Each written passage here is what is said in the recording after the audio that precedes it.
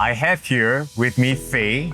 She's one of the business owners of Coffee Break, and this is one of my favorite coffees you can ever have. 3 outlets. We're here at Holland Drive, and you can see everything is bustling. But Faye, thank you so much for coming on. And I must say, I'm looking at this logo over here, and I understand that's your traditional logo. Yes, yeah. What inspired you to come up with this brand new one? I think the biggest inspiration was when my dad said, the best advertising is word of mouth and people carrying your cup around the office, around the central business area, which is where we were first situated at Amoy Street. So we were in the CBD. So my dad was like, people like to carry the cup around. And then I think that's the best advertising. So I thought hey, we should make something that stands out. Let's use the color black first of all. Yep. And let's try to be a bit more modern. And this was about 11 years ago. So it was modern then, this black and white concept, clean lines. And the logo, actually, if you look at it, it kind of strikes you as hourglass first. Yep. So the idea of time comes in, but it's also kind of like a photo of the long spout tin we use, the sock and the long spout tin. So it's kind of reflected there, but in a more contemporary way. So the idea was to make sure people remember time to drink coffee. So, and then when they think of drinking coffee, they think of coffee break. So quite simply, I think that would sum up how this idea came about. Yeah. Wow. It's very iconic, I must say. If you're able to see the logo over here, it really imprints in my head every time I have a coffee. So I think whatever Faye and her team are doing, it's working for sure. Okay, Faye, I have been here so many times. Yes, a lot. And I know your brother. We used to be schoolmates in SMU. Yes. Okay, so what actually drove all of you to hang up your corporate aprons and come and be this shop owner? I think for Jack, for Anna, and personally, we all have very different reasons. Personally, I actually started helping out when I was 19, fresh out of JC. I took a gap year. Let's just say I took a gap year and I helped my dad full time. And in that time, I hated it the first few months because there was a lot of scolding and screaming. But eventually, after a day of crying and being very sad about it, I decided, I can do better than this. I'm my father's daughter. I can scold him back and I can learn the tricks of this trade. So after those first 3 months, I think I did a lot better. And slowly I realized, hey, every day I wake up, make coffee, serve people with a smile, something I enjoy quite a fair bit. And when it was still in Amoy Street, it was never about expanding the business. It was kind of just looking at my dad and going, he, has 5 kids, put us through university, and we are comfortable, we're not like too in need of financial help. So I thought, okay, I could do this. I could get married, start a family, buy a flat, maybe drive a car. So yeah, that was my initial motivation. I didn't want to be working for someone else. I want to be my own boss, and yeah, I could live in Singapore. So yeah, that's why I decided I wanted to take over at 19 but I didn't until much later I think for Jack, his was a little more, I think, driven by the fact that the red tape in the corporate world or in government agencies wasn't something that he sat very well with. He wanted to see change. He wanted to see change immediately. So he was like, I have a business right here. I can take over from my dad. So why not see change and impact through that? Yeah. And unfortunately for Anna, we kind of just dragged her in. She wasn't a fan of the business or of the service line. But I think with the promise of working with your siblings, she kind of fell for it. So she's been with us ever since. So yeah, very different motivations. All right. Okay. So, you do bring in a lot of smiles, I must say. Every morning when I drink their coffee, I learn a few new things about how they call their coffees. Yes, local kopi lingo, you must learn. Local kopi lingo. And kopi C is something that I always drink. Kosong, obviously kosong. Kosong, very important. And it's called xiao bai. And when you think about xiao bai, it reminds me of the crayon Shin-Chan's dog. Oh, right, yeah. Xiao bai. Yeah. So I must say all these things are so interesting. Yeah, because you see, in a rush hour, kopi, si, kosong in your own cup is too long, too many syllables. So xiao bai gong makes more sense for us and it's faster, turnover is quicker. So just don't order xiao bai. I told you before, don't order xiao bai somewhere else, please. Yeah, nobody They'll understands. throw the coffee cup at you. It's only limited to coffee breaks. Coffee break, xiao bai. Xiao bai, they will understand. Yes. All right, so with Jack, Anna, and yourself coming in together to work on coffee break, what are your plans for the next 5 to 10 years? I think what we've achieved ever since we took over, at least in the last 9 years, was a little bit more than we ever imagined. But I think with the recent spotlight, on the hawker trade, especially with the UNESCO listing, next year we have to renew it, being listed in the intangible cultural asset list. And then our position as both young hawkers and with a tradition to keep alive. I think, at least for us, expanding in the hawker industry is no longer something we want to do, but more of a, more of a back-end kind of expansion. So instead of doing more retail, face-to-face, we want to be able to expand our presence online, whether it's in Singapore or even globally, start shipping globally. We don't have to make the coffee ourselves. Yeah. We can wholesale the coffee powder and tea dust to anyone who is interested, whether, again, domestically or internationally. And I think most importantly is also serving the community. We've done well as a business, but I think we've always believed in giving back to the community. So being open when we say we want to open in our 3 outlets, I think that's something that we definitely want to make sure we are always doing. Yeah. So expanding back end and staying open whenever. Yeah. It does bring a lot of smiles, having this first cup of coffee in the morning.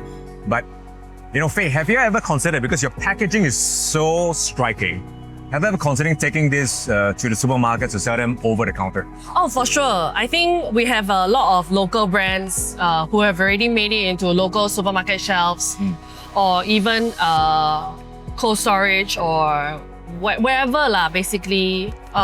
Definitely, but unfortunately, I think with local guidelines and regulations, it does require a little bit more stringent packaging information required.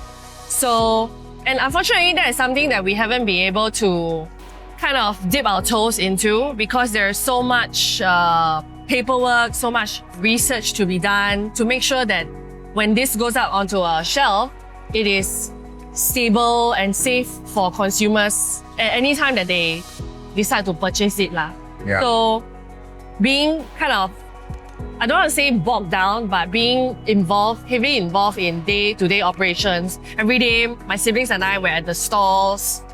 We each run one stall, and then we have to work from morning till afternoon. When we get back home, little time for rest, and then we start doing administrative work like day-to-day tallying of end-day accounts or payroll checking. Sometimes even we do events outside as well. So quotations and site surveys leaves us actually very little time to get down to doing these things where we know the money will work for us even when we are sleeping. Yes. I think that's really what every entrepreneur or solopreneur or even the average man or woman wants to achieve, right? When you're sleeping, you're consistently making some money. So how about, bringing this into a franchisee model? We've always, from a long time ago, I think even during my father's time, we've had customers come and tell us, hey, if you thought about franchising, I'm interested to be a franchisee, do you have something like a model that we can follow? And in recent years, we've actually had a little bit of time to come up with the financial costings, ROI, payback periods and stuff. But I think for us, being a very family, very hands-on brand that people see, they see our staff and they're like, oh, your staff very passionate.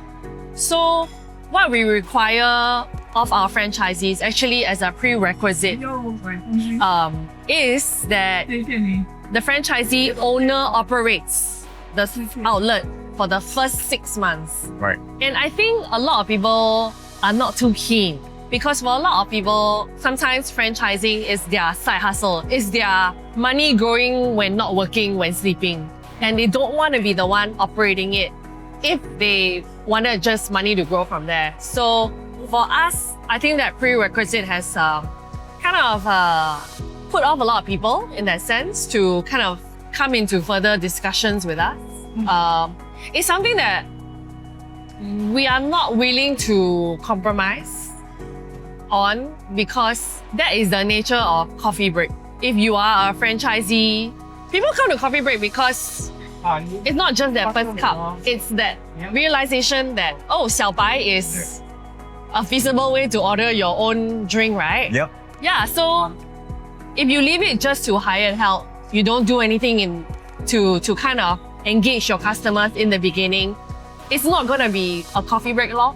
Yeah. So we definitely are open to franchising to individuals who are like-minded like us, but we will be a bit more stringent in selecting these fellow people. Yeah. Understand. Yeah. Well, I think whatever you just shared is perfectly the best way to control the quality of things being served. Yes. And consistency.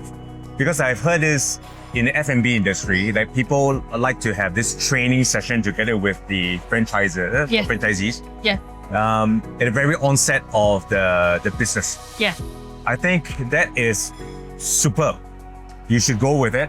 And that's Okay. my personal opinion. Okay, good. Because I'd like to go to every coffee break and still have the same kind of coffee, Same kind of service. same kind of service Yeah. across the board. Exactly. And that's what we offer, not just good coffee. I think people realize that little engagement, that personal touch is what makes Coffee Break across the 3 stalls. Yeah. Yeah.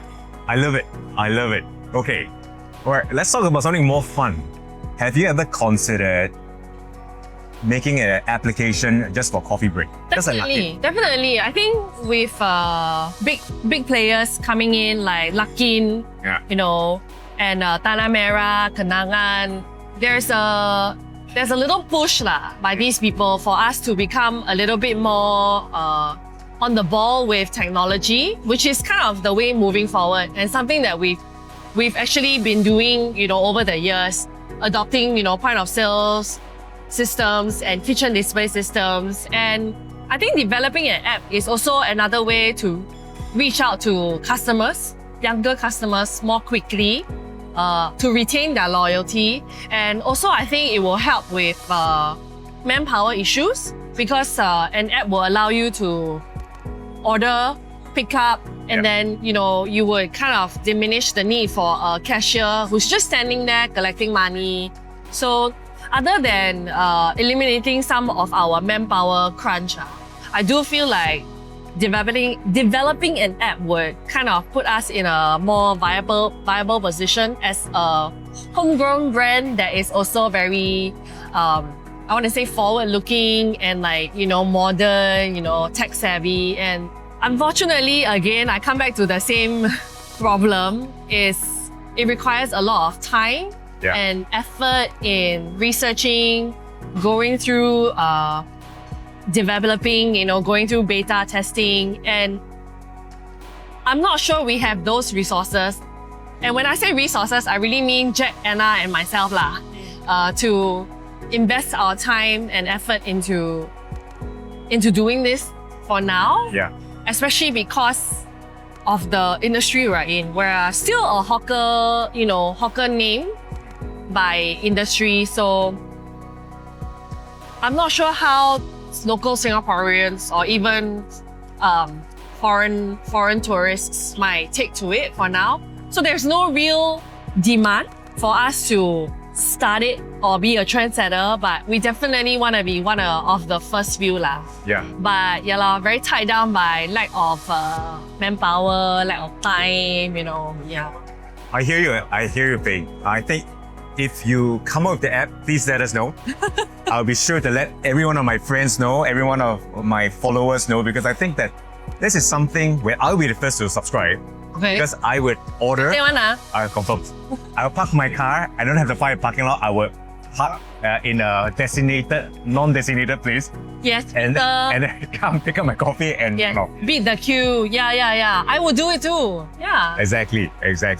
Okay, so you talk a lot about trying to optimize manpower. So what exactly is your investment philosophy then? I think for a small family-run business with restraints and constraints by regulations in the hawker industry, a lot of our, I wouldn't say monetary and financial investment is actually on human capital investment, because it comes back to the three of us being stretched. If we are able to spend more, if we're able and willing to spend more money and time to train, mentor full-timers or part-timers, young part-timers alike, I feel like it would serve us well in the long run, because we would be able to teach them and train them to kind of want to give the same kind of service, to take ownership in the business, and then that will translate into day-to-day operations and them running the shops when we are not always here. Yeah. And then that leaves and frees us up to do research for like applications, to put our products on the shelves. So for us, I think the bulk of our money would go into hiring and retaining these people rather than expanding into more stores. That for us now is more important lah. Human capital investment, if that's what you want to call it. Yeah. I think that's really wise, because in all industries, you always have to get this human retention, the talent as well, to continue to help you to expand and grow the business. So it becomes, what we call it, scalable. Yes, scalable. Yeah. So that's something I think you already have a thought in it. But how about, also having an element of what McDonald's is doing? They're actually like a fast food chain than what we know it, but they're actually on the sidelines or the main line. They're real estate owners. Yeah, most people don't realize that their main business is actually in real estate for their franchisees. And I guess coming from a business background, reading up about big franchisees like Starbucks, they sub-own a lot of their own outlets all over the world. And McDonald's. And I think franchising would come into a lot of play if we were to own a lot of our own real estate. In Singapore, I think it's especially pertinent because land is scarce. But again, I think family-run business, small capital, what do you call it? We don't have much capital, at least upfront, to purchase. And I think we are quite, I don't want to say afraid, but I think maybe a little bit more intimidated by loans. But I know there are a lot of SME loans out there that banks are trying to pitch out now. So maybe we might kind of consider venturing into taking a loan, but we are still quite unsure of ROIs, and all that. So definitely something we want to be able to do, but I don't think for the next at least 2-3 years. Yeah. Definitely, I think so much diversification that is possible as a hawker, as an entrepreneur, but time lor.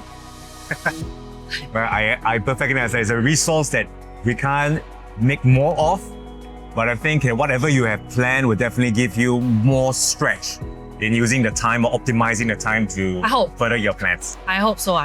Yes. Okay, so we talked about that, and something that's interesting, because What is then your view on real estate ownership, be it it's commercial, it's industrial, and it's a residential? Because at the end of the day, if we are looking at making many shop ownerships hard under coffee break, from a commercial element, there's no ABSD, so you can buy as many as you want.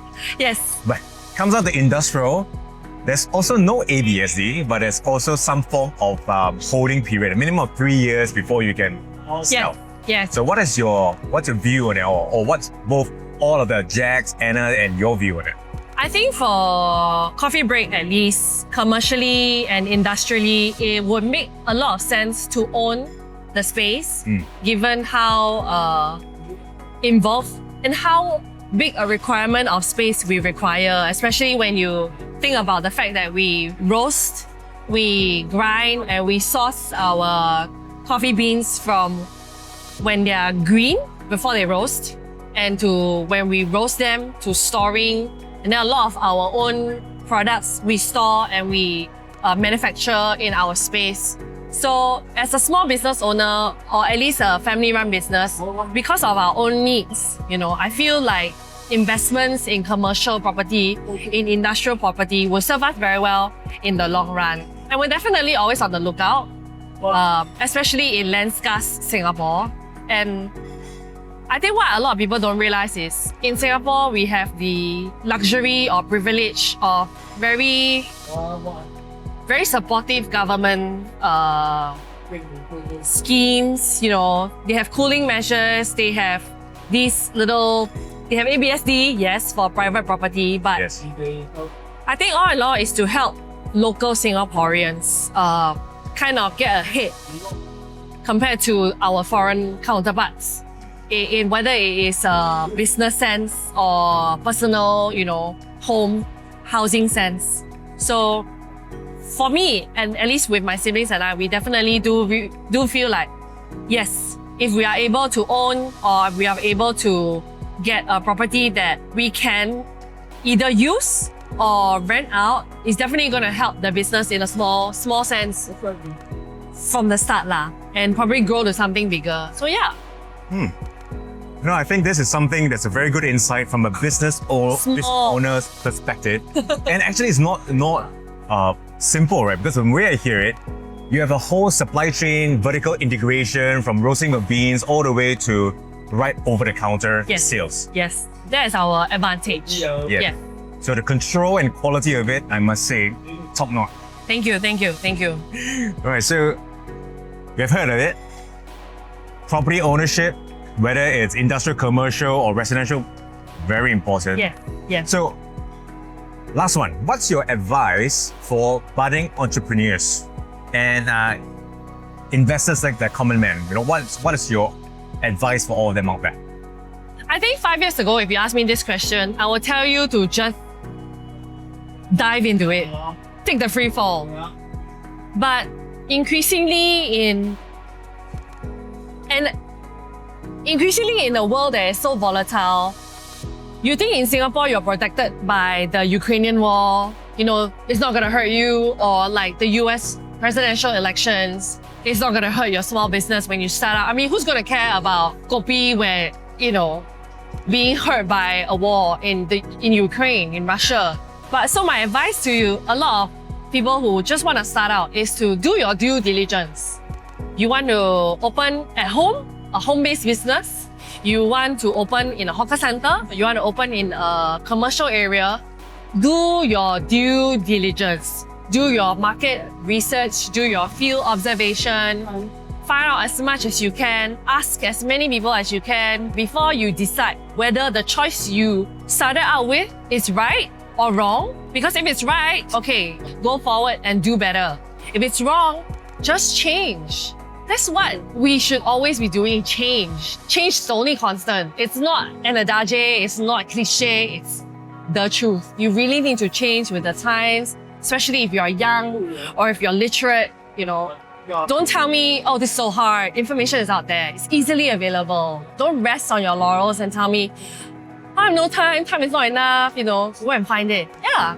So yes, do your due diligence. So in short, be super hungry yes. and don't have the excuse that you have to go to the encyclopedia in the library to find out the answers, which is my era, not hers. No lah. So you know her age already. But here we have Faye and her siblings, owners of Coffee Break. And if you don't already know, she's been featured in a lot of magazines, the high-end ones like Prestige. So check it out, but always come here. We are now at the Holland Drive branch. The coffee here is absolutely fantastic. I must say, one of the most authentic local coffees run by young people that you cannot find. So you must come. Unparalleled.